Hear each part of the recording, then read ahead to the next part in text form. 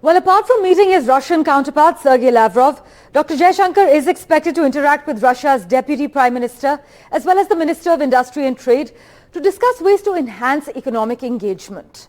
Now, with his Russian counterpart, he is likely to discuss regional and global issues, including the war in Ukraine and the war between Israel and Hamas.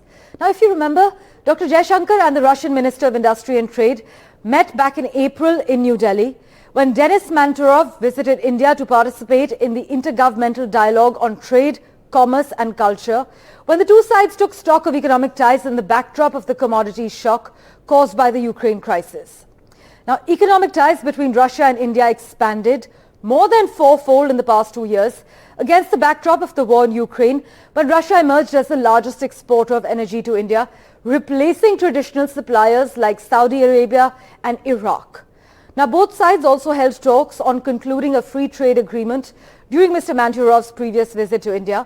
But Dr. Jaishankar's visit is being viewed as an important exchange between the two sides, with the opportunity for discussions in the absence of the year-end India-Russia summit, which is not taking place this year.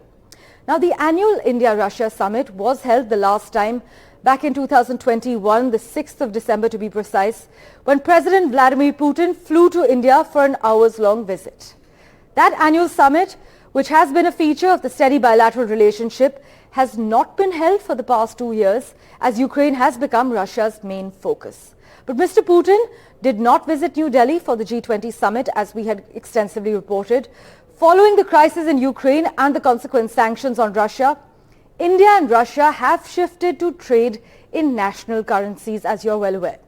Now, to help with the payments, Russian banks have set up Vostro accounts in India, but that, however, has not solved the major issue of payment for energy, as Russia has been holding a large amount of the Indian currency that it is reportedly not able to utilize. According to a recent Bloomberg report, Russian energy suppliers have been asking Indian entities to settle payments in Chinese yuan, which has greater demand in the sanctions-hit Russian economy. The issue is a problem in the Moscow-Delhi relations, but owing to the lingering border tensions between India and China, India energy buyers have been resisting the Russian proposal on payment in yuan. Now, Dr. Jaishankar will be touching down in Russia until the 28th of this month.